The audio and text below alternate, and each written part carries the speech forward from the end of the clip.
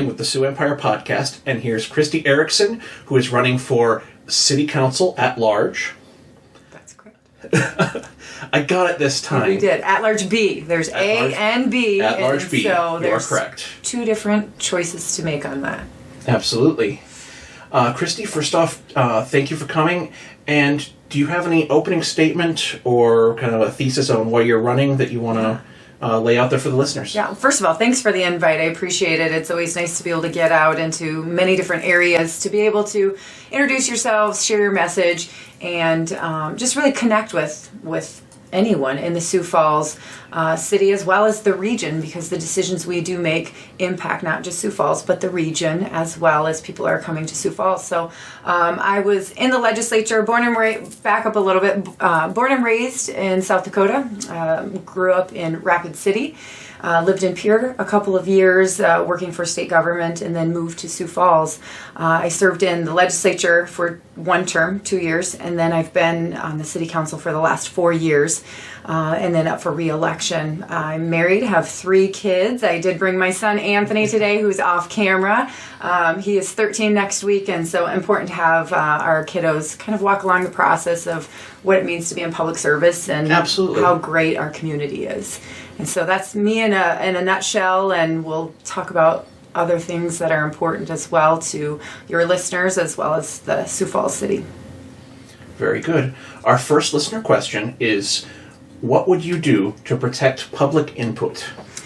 Well, that's a great question. It's really been a hot topic over probably the last year. It's really come up a lot more. The great news for a lot of folks is it's protected in ordinance. It's not just a policy that can quickly be changed. It does take 5 votes to change it. And contrary to what you may hear as of the last year, is that there was a pulse to change the public input, and that's just not true. There may be some that do want to change public input. But for me personally, I welcome the public input. This is an opportunity for people to be in front of the council and the mayor. The mayor position specifically because, we as councilors are maybe in little different circles. Our role is a little bit differently, but oftentimes people come to public input to hear, to speak to the mayor and the council as a whole. And so for me, that public input, if it takes an hour, that's fine. If it takes longer than that, that's fine too. This is what I signed up for, and I welcome the public input. Sometimes it may be a little uncomfortable. That's the nature of this as well, and so sometimes it's great. So for me personally, I'm glad it's protected in the ordinance, and I'm hopeful that it will continue to be protected with future council representatives as we move forward. Okay. What would you do to increase government transparency? So transparency is always a hot button item, especially during campaigns. I was looking through some of my old forum notes and things of that, and certainly transparency was a hot button 4 years ago and through that time. We were in a time where the new Walmart was going in. We were in a time where Shaped Places was being introduced, and so transparency was at the forefront at that time.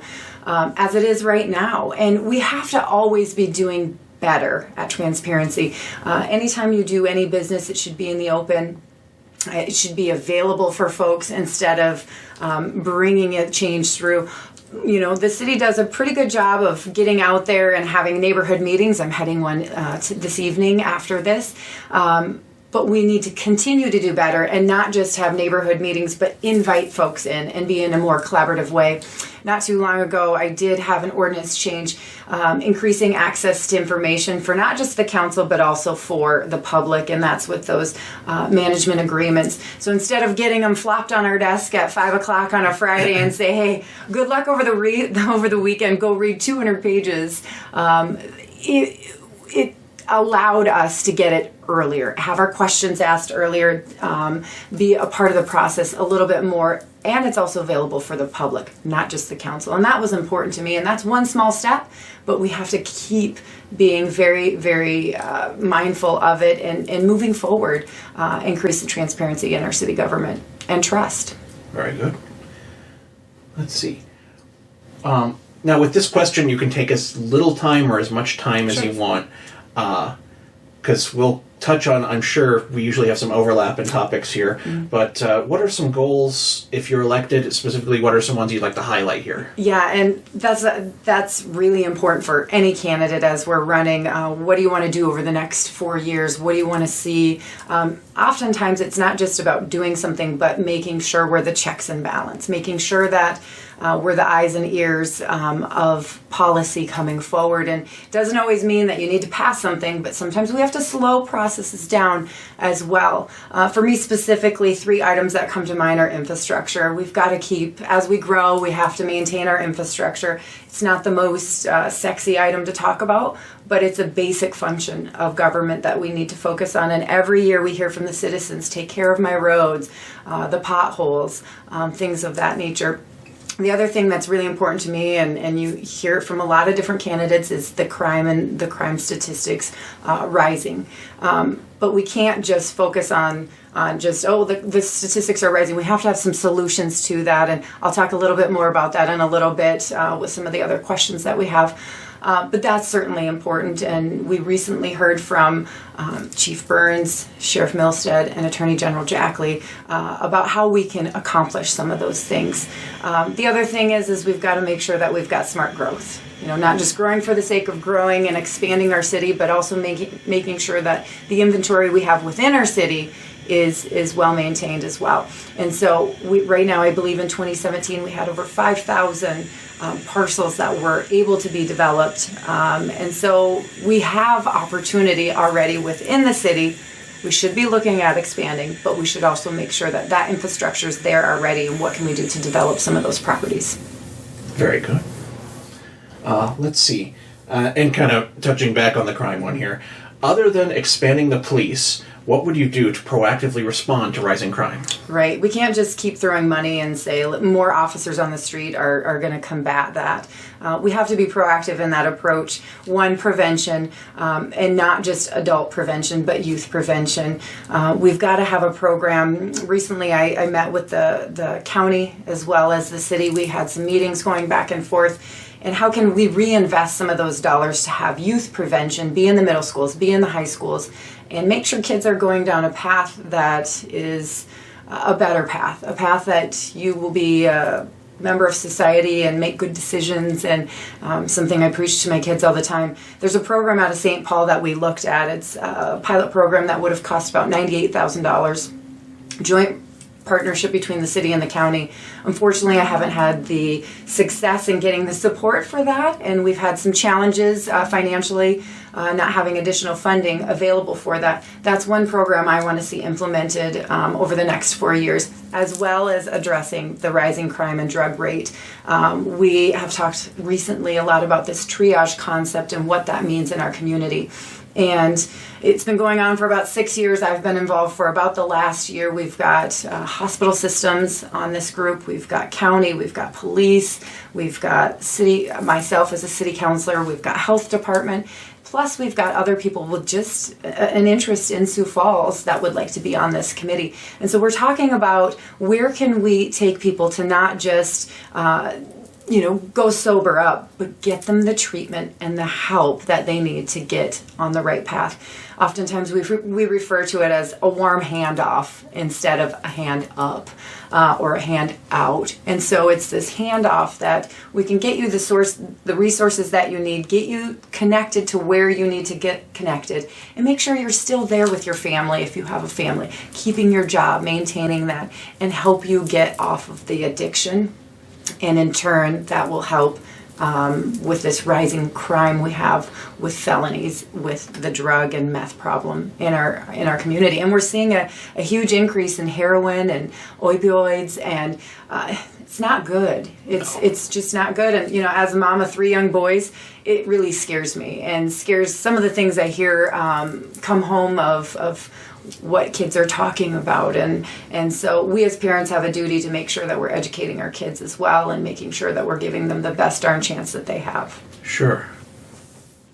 Let's see.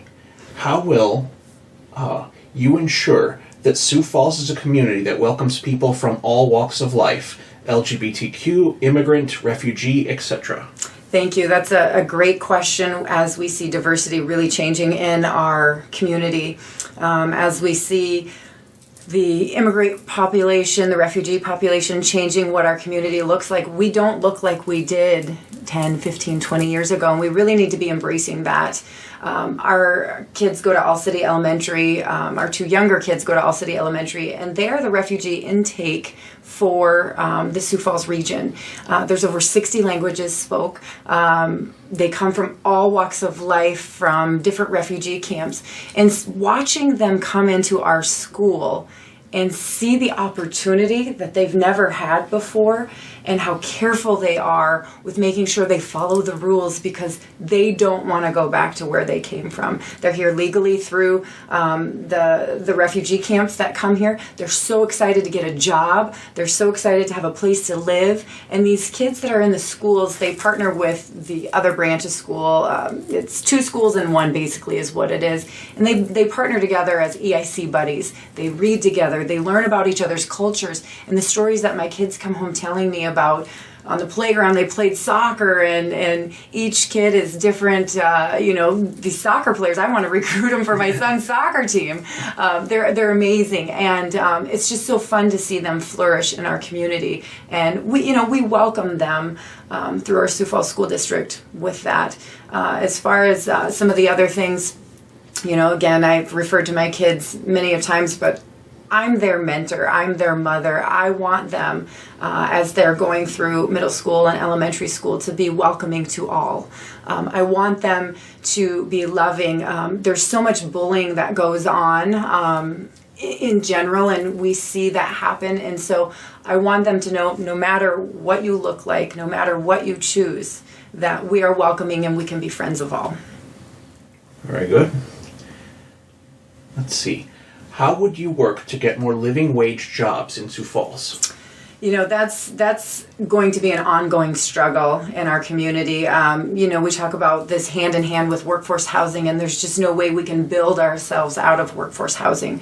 I think it's important to capitalize on different jobs and different companies that come into Sioux Falls. Sometimes I like to refer to the USD Discovery District as a unique educational opportunity that we have with biomedical engineer, and those are high-paying jobs. There's the Gear Center that is commingled with the USD Discovery Center, and they're going through the FDA approval of some of the projects that they're working on. It's very long-term forward thinking. Yeah. It's not going to happen tomorrow, but when that does happen and we do get an approval from one of those are going to be great paying jobs that we have. And so we need to focus on areas such as that for educational opportunities, as well as different industries coming into our town. The other thing I like to focus on as well is the University Center and STI. We should be reaching out to industry leaders and saying, what do you need? Do we need welders? Do we need framers? Do we need plumbers? What do we need? And can we offer a certificate program?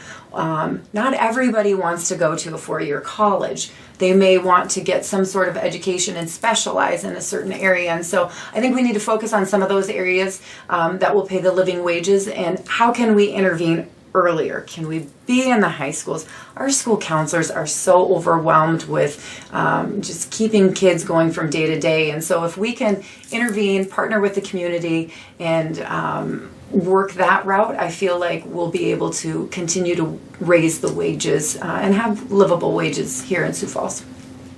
Very good.